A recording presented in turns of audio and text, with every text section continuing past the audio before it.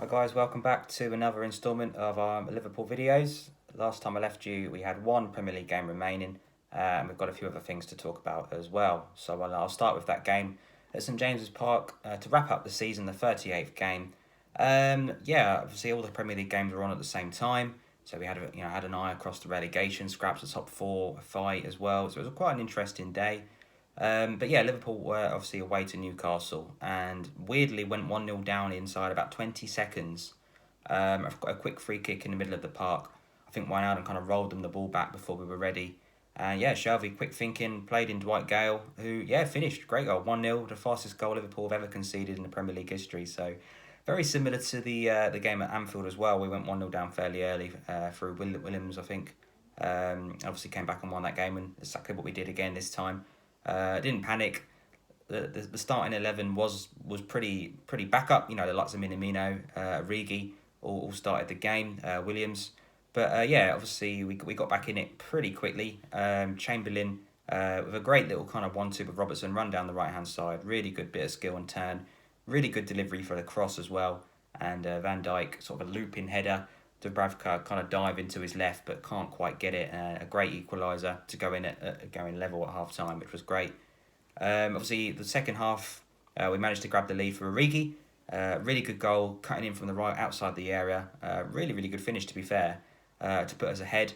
And then, you're 2-1 up against Newcastle when you bring on Firmino, Mane and Salah. Oh, I felt for Steve Bruce when he made those changes, but Mane came on, did his usual thing on that left hand side. Cut in with his right foot inside the area, and absolutely, wow, what a finish into the bottom right corner. Just kind of off the floor, curled it in, unstoppable. To wrap it up, really nice way to finish the season. Obviously, we're not involved in European competition anymore this season, so it's a little bit of a break till our next game. So it was nice to go out on a win. That's kind of the one you remember for a while. A bit like when you kind of reach the end of December, you think, oh, let's finish the year with a win. Otherwise, it's nice. It's nice to finish off with a win. So yeah, we got onto 99 points, which is what we wanted, really. I mean, 100 would have been cool, but to beat last year's record, that's fair enough. We've absolutely smashed the league, so you can't really ask for any more than that. So that was really good to round off what's been an absolutely incredible season. To be quite honest with you, ridiculous, the level. I think we only lost one game and drew one game before lockdown, which was Watford and United. After that, we're a bit more patchy, but understandable. I think going into next season, a full pre-season ahead. It's a quick turnaround, which I'll get onto shortly, but maybe one or two additions. I think we'll be ready to go again and compete once more for the big ones, the Champions League and the Premier League, of course. Obviously, that first game of the new season will be the Community Shield at the end of August, 2 weeks before the Premier League season begins. That will be against Arsenal, which was probably the last team I would have chosen. The first team I would have chosen, but the last team I would have expected from that semi-final of the FA Cup. Obviously, Chelsea, United, Manchester City in there as well. All of those three were probably higher up the chain in the betting to win that tournament. But Arsenal come through. They beat Man City. Fair play, Aubameyang. And again, against Chelsea yesterday, 1-0 down early, but they came back. Aubameyang with a pen, which was a pen. They got the second goal by Aubameyang was unbelievable. Fantastic finish. Great footwork. They were fairly lucky. Chelsea had a couple of big injuries, Pulisic and Azpilicueta, and Kovac's red card was a joke. Never a red card in a million years. But yeah, they won the trophy. Fair play to them, and they'll be meeting us in the Community Shield, the curtain raiser as they refer to it, which is really exciting. A trophy we haven't won for a long time. 2006 was the last time against Chelsea when we'd won the FA Cup in the summer. Obviously, last year we were in it as well as runners-up because Man City won the FA Cup and the league, so the runners-up of the Premier League end up stepping in as the opposition, which we lost. Which, fair enough. I think if you win the league, you should win the Community Shield. If you win the Champions League, you should win the European Super Cup. So fair play, but this year is our year. We've won the Prem. I want the Community Shield. I don't care. Some people say it's just a charity game. Some people don't really take it seriously. It's a trophy. I want that trophy.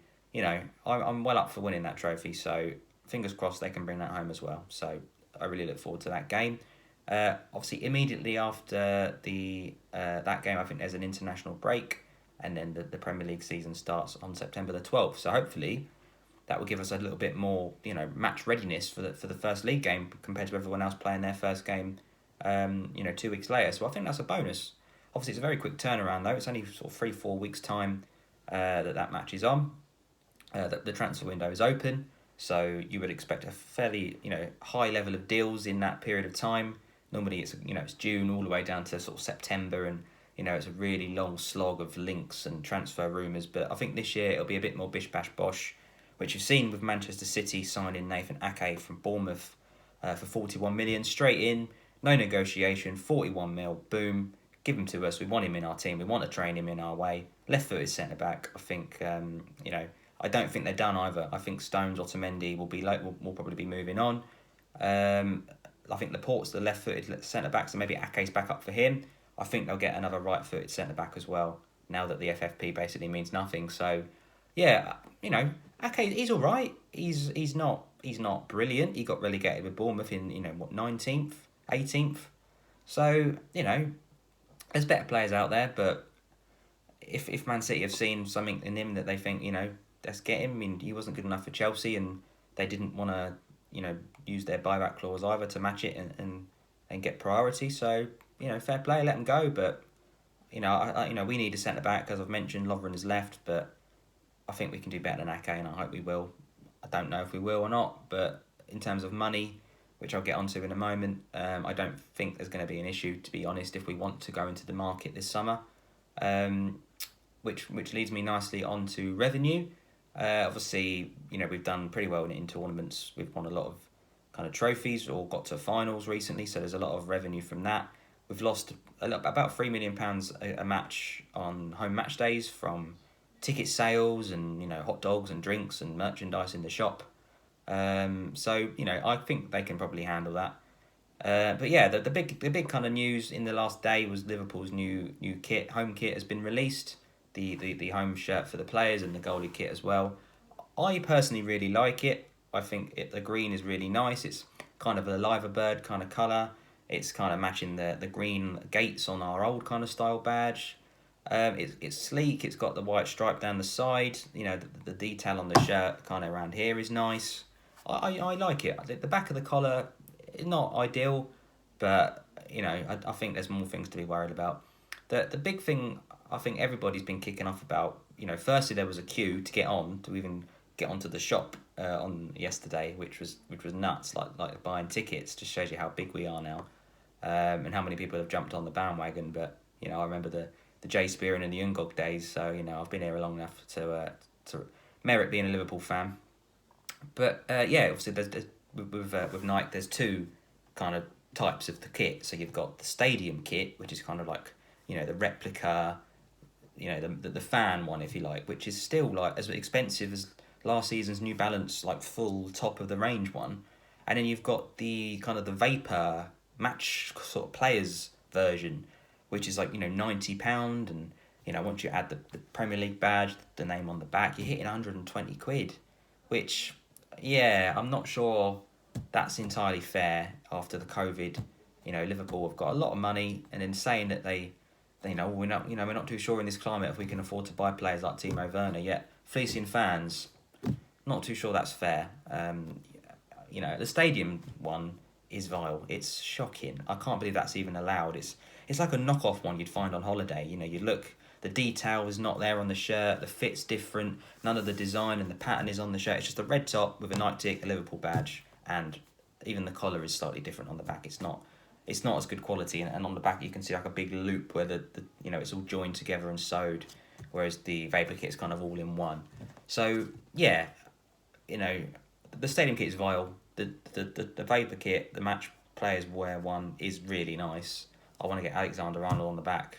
I hope he stays 66. I think he will, but they've not got a great track record with that, have they? Firmino changed numbers sort of right before the start of last season or the season before. And everyone that already bought the kit was a bit annoyed. But one other thing I've noticed, you can add the Premier League badges, but it shows them on both sleeves. Now, correct me if I'm wrong, but we have a sleeve sponsor by Western Union, right?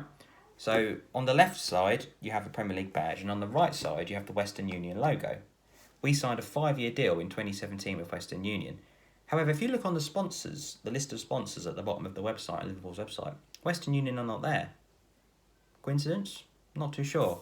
So whether or not they've just not renewed it, or it's been cancelled, or we're getting a new sponsor, remains to be seen. But basically, if you buy a new kit now with Champions badges on both arms, it's going to be wrong. Just like we did when we very first got the Western Union sponsor. Obviously, no one knew about sleeve sponsors at the time. They were kind of a new thing. Everyone got the badges on both sides, and then a week later, they were like, "Oh, we've got Western Union on our right shoulder." Everyone was like, "Oh, well, the kit I've bought then is wrong," instantly. So my advice would be to wait until they confirm whether Western Union is staying or we're getting a new sleeve sponsor, and then you'll have the Champions badge on one arm, and I think that would be a bit more, that would be the replica kit, because there's no way they're going to have Champions badges on both sleeves. The marketing Liverpool have looked into making money in all different ways. They're not going to miss out on a sleeve sponsor, trust me. So that remains to be seen. We'll see what happens there. But, with Nike, the home shirt has sold out on day one. So, New Balance can't handle it. They're not a big enough company. Nike have done exactly the same thing. Unprecedented sales. They know exactly how many shirts they sold last year, Liverpool. They know Nike is a big company, a big pull for people to buy Nike shirts. Even non-Liverpool fans are going to be looking at getting Liverpool shirts now because they're Nike. And they're sold out on day one again. So, they should have known. Premier League champions, this is how many we sold last year. You can probably double that, to be fair, with Nike and Premier League champions now. Everybody that's a Liverpool fan is going to want to get a shirt this season, and some that aren't. So I'm quite surprised at that. I would imagine they'll be getting some stock in pretty quickly. Liverpool getting a pretty high revenue in terms of per kit sale. They've got exclusive rights to all the pre-order. So every Liverpool shirt, every Liverpool training top, the goalie kit, you can't buy anywhere else other than Nike.com, Liverpool's website. 30 million a year deal, which is not that high, but I think the amount of kits they'll sell and the percentage they get from those sales will actually equal probably another 30 million a year at least. So I think really it's more of a 60 million a year deal, which is putting them up there with United and Adidas deal, that kind of thing. So that's cool. So the Addison keeper kit I just mentioned, that's boss as well. Really like that. The black one again, the Vapor version with the design, really, really nice. But again, it's putting the badges on both sleeves. We'll have a Western Union or we'll have a sleeve sponsor added at some point. So don't rush into it. Wait till they do that, because trust me, it's going to happen. So yeah, that's kind of my little rant on the kits. The stadium one is horrid. The Vapor one is really nice. It is overpriced, but that's Nike for you. If you want it, get it. If you don't. I'm going to get it. I'm going to take the hit. If you remember, for example, $35.99 a year, you get, I think, 10% off, something like that, off of the shop. So, that might save you, 10, 15 quid as well, depending on how much you buy, how much you spend. So that was the main two things of this video. Obviously, the Newcastle review and the new kit. The away kit's yet to be released. However, it's been leaked. It's kind of a marbly kind of teal all over. Not really a fan. So I was hoping to get an Addison kit as well as the home kit, which possibly, but maybe when they drop the price a bit. But I'll definitely be getting the home shirt soon. Other than that, obviously the final day of the Premier League, as we mentioned, everyone played at the same time. Watford and Bournemouth were confirmed as relegated, which was a real shame. Obviously both managers have left now. Howe was left by mutual consent yesterday. I think he could do a really good job at, somewhere in the Prem, somewhere like Crystal Palace, somewhere like West Ham, Hodgson and Moyes, those wishy-washy managers that they're not really modern style managers. They might keep you up, but they're not going to do much more. I think Howe could come in and, turn them into footballing teams, and, the money he'd get, especially at West Ham, I think he could really make them challenge. So look out for that one. I think that could happen if Palace or West Ham start as poorly as they finished next season. I think Howe could be in with a shout, to be fair. On the up, you've got Brentford or Fulham in a playoff final on Tuesday. Looking at the semi-finals, I think Brentford are the best team. I think Brentford deserved to go up. I can't believe they didn't go up in the automatic positions. Benrahma and Watkins are absolutely class, and if they don't go up, they will be losing both. Both of those players will be in the Premier League next season, whether that's with Brentford or not. I hope it is. I really like Brentford. I really like the style of play. Got a couple of mates that support Brentford as well. So I really hope going into their new stadium, what start that would be. First game in the new stadium would be a Premier League match. Could be against Man City, Liverpool, Chelsea, Man United, Arsenal, Tottenham. It could be a really, really good curtain raiser for Brentford. So fingers crossed they go up. I'd really like to see that. But yeah, other than that, a few other things to say. I won't go on too much longer, but looks like the 5 subs from 9 is going to continue into next year. So rather than picking 7 subs and only being able to use 3, they're going to continue with the 9 on the bench, which I think is a good idea. Whether you have 3 or 5 coming on, I think you should be able to name your whole squad on there, depending on if you get a left back injured, or a right winger injured, or a striker, or a centre back. You should have options. That makes sense. But the 5 subs coming on, I don't know. I'm not sure. 3 subs has been around for a while. 5 subs makes sense with squads. You can, for example, youngsters are going to get more opportunity to get more games. I like that side. And you can still only have 3 breaks in play to make those 5 subs. You can't make 1 sub, 1 sub, 1 sub, 1 sub, 1 sub. You only get 3 breaks. So you either do them at half time, and then you can have 3 breaks of play in the second half, or you just do it all in the game. You can make 2 subs and 1, whatever you want to do it. 3 breaks in play. So I just think after 5 subs happens on both sides, you've swapped 10 players from the original 22. It's almost a completely different game. I remember watching a lot of England friendlies in the past where, they'll make 7, 8 subs, and it's like, oh, the whole match is just falling apart. Whatever you were watching, it's completely changed. It goes flat. So it was a really good idea for post-COVID, but it looks like it's here to stay. Whether the Premier League will keep it or not, FIFA have said, yeah, if you want to, that's your choice. So there's pros and cons, but if they keep it to maybe just 3 breaks, I think, it could work. It's something we could get used to, isn't it? So potentially, I mean, when you see teams making 3 subs and then they get an injury and end up playing with 10 men, that's when they should be able to make a change. You should be able to make a 4th sub, injury sub. Whether or not people would then feign injury to come off tactically, I don't know. But yeah, we'll see what happens with that one. Moving on, I mentioned Lallana and Lovren leaving in my last video. Lallana has joined Brighton. I think obviously Bournemouth went down, could have been an option if they stayed up. Southampton I thought would be the first choice, but clearly they weren't interested. Brighton have signed him on a free transfer. A team that really like to play in Lallana's style of play. Lallana only scored 22 goals for us in, 5 years? 6 years? Injuries, and he's now way into his 30s. How many games will he play for Brighton? How often will he be fully fit? We shall see. I wish him all the best. Underwhelming, personally. Lallana was probably a more important player pre-Klopp.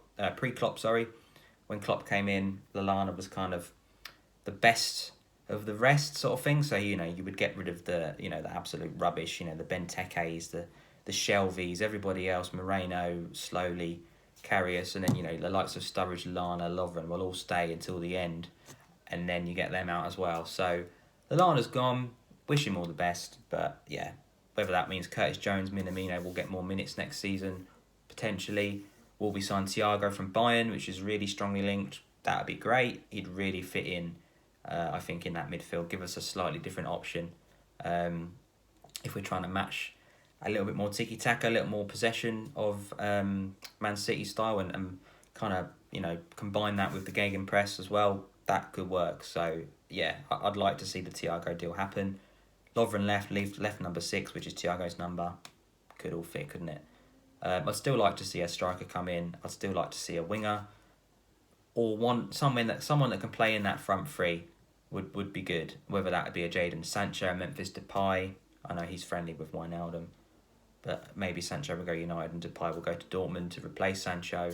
Who knows? But I think we need another front 3 that's a slightly better level than Origi and Shaqiri. Centre back is a must. Koulibaly all day long.